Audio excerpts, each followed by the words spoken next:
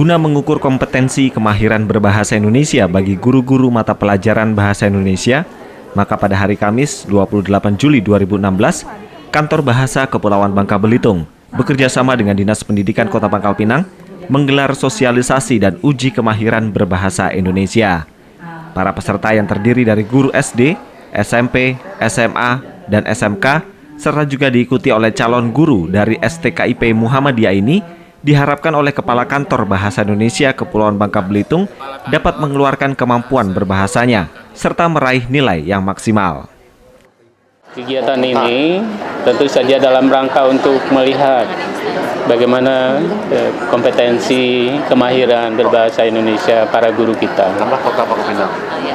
Harapan kita, para guru kita ini mencoba mengeluarkan kemampuan berbahasanya, khususnya dalam mengikuti tes ini.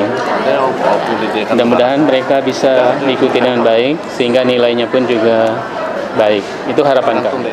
Uji kemahiran berbahasa Indonesia ini terdiri dari beberapa materi, yakni kemampuan dalam hal mendengarkan, merespon kaidah atau ejaan, membaca, menulis, dan berbicara. Mengingat waktu yang dibutuhkan cukup panjang, maka materi menulis dan berbicara tidak diikutsertakan, karena jumlah peserta sebanyak 157 orang membutuhkan waktu yang panjang. Pertama itu mendengarkan, kemudian yang kedua merespons kaidah, semacam ejaan ya, tata bahasa bahasa Indonesia.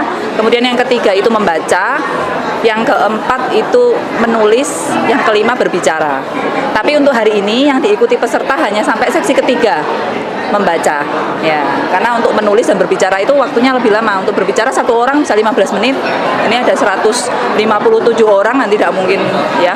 Jadi itu seperti itu. Sementara itu, Kepala Dinas Pendidikan Kota Pangkal Pinang, Edi Sotaher, memandang perlu uji kemahiran berbahasa Indonesia ini dilaksanakan untuk mengukur kompetensi guru bahasa Indonesia.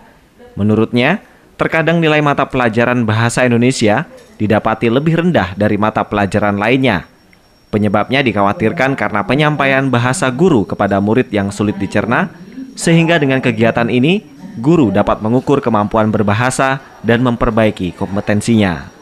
Kalau kita tahu kenapa sih bahasa Indonesia kita nilainya itu kok menjadi momok juga bagi anak-anak kita, kok masih rendah seperti itu. Sedangkan mata-mata pelajaran yang lain kan masih tinggi-tinggi. Jangan-jangan dari kompetensi guru kita ini atau kemampuan kemahiran berbahasa Indonesia ini masih kurang gitu. Sehingga dia dalam menyampaikan ke siswa, pada saat berinteraksi, siswa itu tidak bisa menerima secara maksimal dengan bahasa sederhana yang bisa diserap oleh anak-anak kita. Seperti itu. Mungkin ada di situ.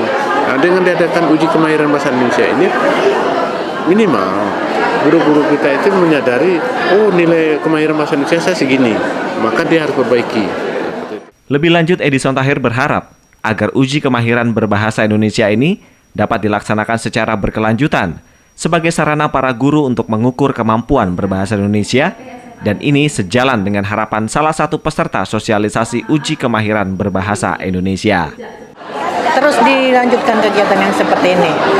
Programnya misalnya praperban skala khusus untuk guru-guru, diadakan lomba juga bagus, diadakan gini juga kegiatan yang sosialisasi khusus untuk kegiatan berbahasa. Setuju saya, dilanjutkan. Walaupun kegiatan ini dilakukan selama sehari saja, namun diharapkan tetap dapat memberikan penambahan kualitas kompetensi guru bahasa Indonesia yang berada di wilayah Kota Pangkal Pinang. Tim Liputan untuk Seputar Pangkal Pinang.